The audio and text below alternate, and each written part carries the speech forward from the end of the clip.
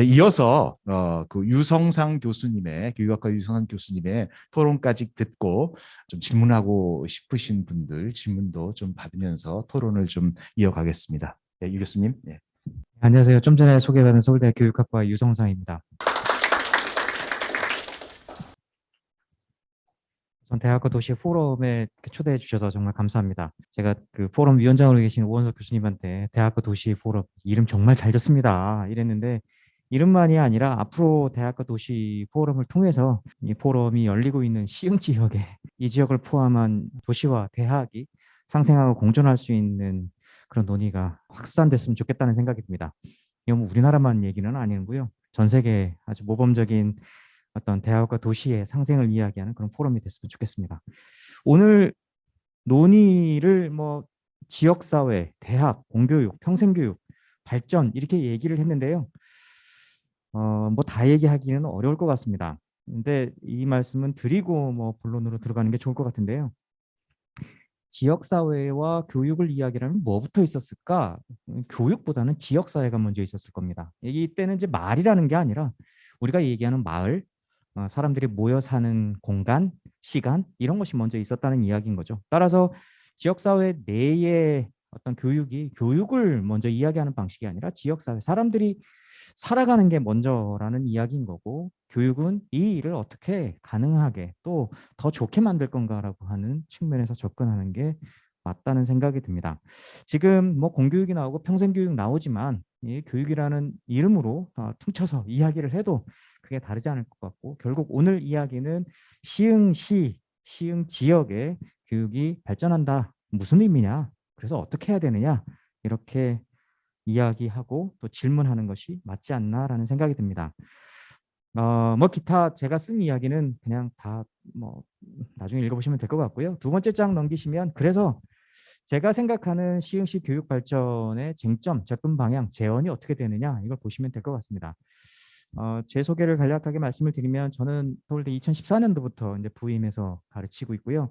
2014년 후반기부터 바로 시흥시 서울대 캠퍼스가 생기면서 교육협력센터가 만들어질 때 그게 어떤 모습이어야 되느냐에 대한 상을 그리고 그림을 그리는 작업에 공동 연구자로 참여를 했었습니다. 제가 했던 일들은 시흥 지역의 교육이 어떤 모습인지에 대한 먼저 청사진을 그러니까 현황을 먼저 확인을 하는 거였었고 두 번째는 시흥 지역이 전국 차원의 혁신교육 지구로 발돋움하고 있고 또 모델화되고 있었기 때문에 도대체 그게 무슨 모습이고 시흥 전 지역의 교육 혁신, 즉 혁신 학교나 교육 혁신의 모습이 어떻게 확산될 수 있을 것인가에 초점이 있었습니다. 세 번째는 이제 구체적인 방안으로 향후 시흥 지역의 교육이 어떻게 나가야 될 건가에 대한 방안을 가지고 이야기를 했었습니다. 이게 2015년도부터 2018년도 후반까지 이어졌다고 보시면 될 것 같습니다.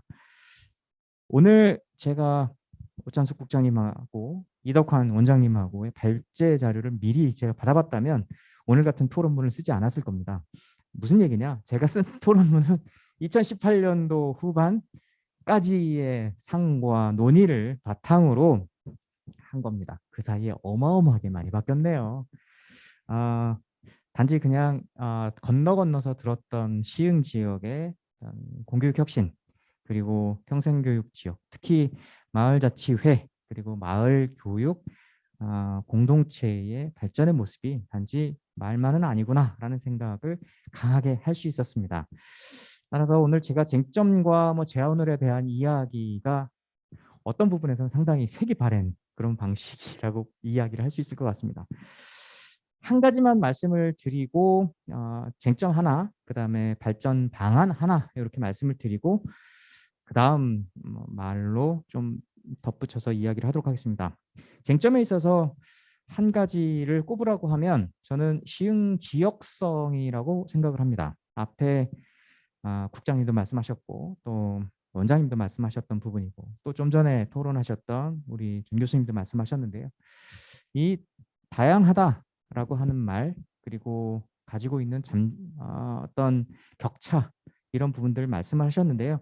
제가 보건대 시흥시는 여전히 이 격차와 다양성, 이걸 조금 더 이제 사회학적인 표현으로 이야기를 하면 불평등인데요. 불평등의 모습이 여전히 크게 자리 잡고 있더라.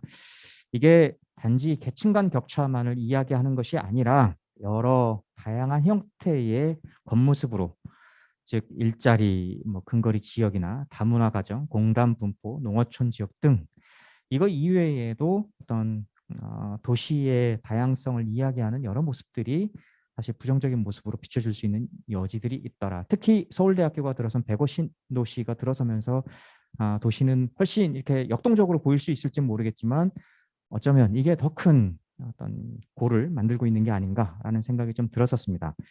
이게 왜 중요하냐, 특히 시흥시 교육 발전이라는 말을 할 때 왜 이게 중요하냐는 말씀을 드리지 않을 수 없습니다.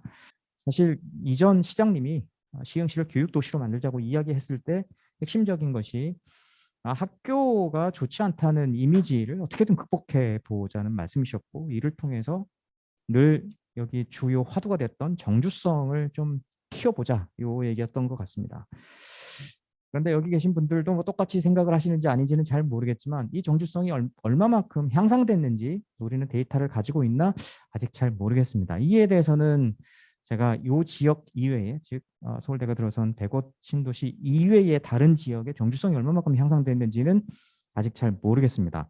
다문화, 저소득, 그다음에 권역별 특징, 혁신교육지구, 이런 이름들을 붙여가지고 시흥 지역을 이야기할 수 있을지는 모르겠지만 여전히 이것이 시흥 지역을 하나로 묶는 방식의 교육도시의 모습일까? 아직까지는 잘 모르겠다는 이야기입니다. 이를 위해서 뭐 다른 것도 말씀드렸는데 교육 발전의 추진 방향을 몇 가지를 정리해봤습니다. 첫 번째는 지역 교육 균형적으로 해야 된다. 좀 전에 말씀드렸던 격차와 다양성에 대한 이야기를 좀 강조했던 부분이고요. 두 번째는 사실 저쪽 능곡이나 이런 장곡지구 쪽에 있는 혁신적인 교육 성과 모델들을 활용하고 확산해야 된다, 이런 이야기를 했었습니다. 이 부분은 우리 이덕환 원장님 말씀하셨던 내용들을 토대로 해서 보면 단지 공교육 차원의 혁신성뿐만 아니라 마을교육 혹은 마을자치회, 즉 전국적인 지방자치 행정의 모델로서 전국에 이렇게 확산할 수 있는 어떤 컨텐츠가 마련되어 있는 게 아니냐라는 생각이 들었었습니다. 세 번째는 서울대 교육 자원을 활용해야 된다. 오창석 국장님이 이렇게 귀에 쏙 박히는 말씀을 하셨는데요. 뭐라 그랬냐면 서울대 교수님들 바쁘다고 하지 말고 자주, 빨리, 많이 좀 참여해 주시라, 이렇게 말씀을 하셨습니다. 자주, 빨리, 많이. 네, 이게 귀에 박히는 만큼 여기 계신 교수님들도 잘 들으셨으리라고 생각을 합니다. 서울대 교육 자원이 생각하시는 것보다 아마 더 많을 겁니다. 그런데 한번 생각해 보시죠. 왜 안 될까? 지금 바쁘다고 지금 그래 바쁜가 보다 이렇게 하실지 모르겠지만 서울대가 시흥 지역의 대학인가요? 제가 보건대 아직까지 아닙니다. 서울대학은 지금 시흥 지역에 자리한 이래에 지역 대학으로 확고하게 자리 잡을 수 있도록 바지끄댕이 잡고 늘어지셔야 됩니다. 아마 그 일을 어떤 분이 하실지는 잘 모르겠습니다. 지역교육청이 할지, 시청이 할지, 혹은 평생교육원에서 할지 잘 모르겠습니다만 서울대학교가 지향하고 있는 어떤 글로벌 대학으로서의 면모를 학교에서 열심히 한다 하더라도 시흥 지역하고 이게 연결이 안 되거나 혹은 자원을 활용할 수 없으면 여기는 그냥 장소 제공해 준 걸로 끝나버리는 방식인 거죠. 서울대학교가 어떻게 지역대학이 될 수 있는지 딴 사람한테는 상관없습니다. 시흥시에 어떻게 지역대학으로 자리할 수 있는지 곰곰이 생각해 보셔야 될 것 같습니다. 또 하나는 교육 발전에 대한 지역사회 모델을 창조하는 건데요. 제가 두 분 발표 내용을 들으면서 정말 많이 감탄했습니다. 하신 일들이나 여러 내용들 그리고 이루어오신 일들에 큰 박수를 쳐드립니다. 그리고 앞으로 이것이 정말 잘 되기를 바랍니다. 한 가지만 코멘트를 하자면 제 눈에는 프로그램만 보였습니다. 프로그램만 보였다는 말의 의미는 이 지역에 살고 있는 아이들 그리고 학습자가 잘 보이지 않았다는 이야기입니다. 여전히 프로그램을 제공해 주는 입장에서의 교육지원청 그리고 평생교육원의 모습만 보였다는 이야기입니다. 시흥시가 이렇게 지역 기반한 마을로부터 위로 올라가는 어떤 교육 혁신과 마을 교육 공동체의 모델이 된다면 훨씬 학습자에 기반한 교육 요구에 기반한 그리고 개별 학습자의 욕구가 반영된 방식의 교육 자치체가 됐으면 좋겠습니다. 이것이 저는 시흥시가 내세울 수 있는 교육 발전의 모델이 될 수 있다고 생각합니다. 이것이 잘 마련이 되고 또 확산될 수 있도록 하는 것이 향후 시흥시 교육 발전의 추진 방향이 되지 않을까 싶습니다. 이를 위해서 제가 제안했던 거는 뭐 지금 세 가지가 있는데요. 첫 번째는 시흥시 교육지도 만들자. 두 번째는 학교 선생님들 효능감을 좀 강화할 수 있도록 좀 해보자. 세 번째는 이런 교육의 혁신성을 보여줄 수 있는 사례 수집, 공유, 확산해보자. 뭐 세 번째는 다 이루어졌을 것 같고요. 그다음에 시흥시 학교교사 효능감 강화에 대해서는 학교 교육청에서도 관심이 있을 것 같고 또 개별 학교에서도 관련된 프로그램들을 진행하고 계신 걸로 알고 있습니다. 특별히 뭐 교육 철학이나 교육 사상과 관련된 어떤 전문성 프로그램들을 가지고 오시기도 하고 운영을 하시기도 한 걸로 들었습니다. 첫 번째 교육지도 만들자고 말씀을 드렸는데요. 이게 교육지도라서 그런데 저는 조금 더 이름을 바꿔서 배움지도? 아까 말씀드렸던 것처럼 시흥시 초중고교의 학생들이 학교가 사실 뭐 다른 지역에 비해서 아주 많은 건 아니지 않습니까? 저는 이 정도라면 지자체 차원에서 아이들이 어떻게 분포해 있고 학교별로 아이들의 욕구와 그다음에 배움의 어떤 방향이나 의미, 부여가 어떻게 진행이 되고 있는지 어떤 방식으로 이 시흥 지역 교육에 자기 주변 교육에 만족하고 있는지 그렇지 않은지 저는 데이터를 갖고 있을 것 같다는 생각이 듭니다. 근데 제가 보건대 이런 이야기를 들어본 적이 없습니다. 따라서 시흥시 초중고 교육 지도를 좀 만드시고 학생 분포, 지역 간 학생들의 배경, 학업 성취 정도, 진급 학 정도, 관심사 정도, 사교육 및 학습 지원 정도, 학부모의 교육열 정도, 학교 내외를 연결하는 교육협력단체 네트워크 유무, 학생들의 학교 안전성 및 만족도의 정도 이런 정도들이 정기적으로, 주기적으로 변화되는 모습들을 좀 가지고 계셔야 된다는 생각입니다. 이런 자료 분석, 수집 및 분석을 통해서 지자체, 교육지원청의 교육지원사업과 연계를 통해 서울대 교육협력센터 내 연구실 및 상설적인 자료 수집 분석, 그다음에 정책으로 연결될 수 있지 않을까 생각합니다. 여기까지는 그냥 제가 드린 말씀이에요. 마지막 한 가지만 더 말씀을 드리겠습니다. 마을교육 공동체를 이해하고 그다음에 학교의 혁신을 이야기하면서도 혁신학교의 강조점을 뒀던 이유가 있습니다. 그것은 위로부터의 어떤 변화에 대한 청사진을 가지고 아래를 바꾸겠다가 아니었기 때문에 그렇습니다. 그것은 아래에서부터 아주 강한 변화의 요구가 있었던 거고 그 변화 요구들이 위로 전달되면서 바뀔 수 있는 실질적인 동력을 얻었기 때문에 그렇습니다. 이게 연구하는 사람들과 즉 대학에 있는 연구자들과 여기 시흥 지역에 살고 계신 그리고 시흥 지역에서 시흥 시민들과 함께 일을 하시는 분들 사이에 어떻게 협업이 이루어질 건가에 대한 기본적인 플랫폼이 돼야 된다고 생각합니다. 첫 번째는 컨텍스트입니다. 맥락입니다. 저는 이게 시흥 지역성이라고 생각합니다. 예를 들면 서울대 교수가 시흥 지역에 와서 아니 제가 보니까 이런 부분이 안 됐네요. 이렇게 바꿔보세요. 제가 볼 때 시흥 지역 입장에서 생각하면 당신 시흥이 어떤 데인지 알아? 저는 이렇게 이야기해야 된다고 생각합니다. 즉 바깥에 계신 분들은 여기 오셔가지고 시흥에 대해서 먼저 배우셔야 되는 거죠. 그게 컨텍스트입니다.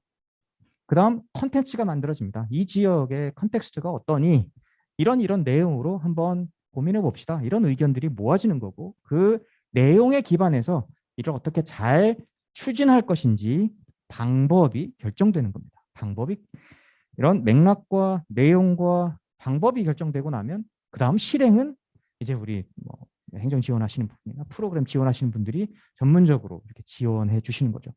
안타깝지만 대부분의 일들은 컨텍스트에 기반하기보다는 컨텐츠가 먼저 마련되거나 혹은 방법이 먼저 이야기가 된 다음에 그래서 이게 저 지역에 맞아? 그렇지 않아? 라는 순서가 바뀌는 경우가 많습니다. 시흥 지역이 다른 지역에 비해서 이런 혁신성이 혹은 프로그램이 혹은 작동하고 있는 뭔가가 있다고 하면 저는 아래로부터의 힘이 상당히 강하기 때문에 그렇고 이분들이 가지고 있는 컨텍스트에 대한 나름의 이해가 다른 분들에게 쉽게 다가가거나 혹은 먼저 전달되기 때문에 그렇다고 생각합니다. 저는 이것이 시흥 지역의 공교육 혹은 평생교육이 훨씬 질 높게 나갈 수 있는 기본적인 힘이라고 생각합니다. 이것이 다른 지역, 특히 서울대 지금 선생님들이 와 계시지만 향후 지역 대학의 일원으로 시흥 지역과 같이 일하시는 분들이 시흥 지역에 계신 여기 선생님들과 더불어서 어떻게 이 사회의 문제, 특히 교육의 문제, 교육의 질을 결정하고 또 논의하는 장에 마련될지 좀 잘 반영됐으면 좋겠다는 생각이 듭니다. 뭐 제가 구체적인 그 내용을 이야기를 드리기보다는 앞으로 어떤 내 외부의 협력적인 대화가 어떻게 이루어졌으면 좋겠는지에 대한 내용 중심으로 말씀을 드렸습니다. 마치겠습니다. 감사합니다.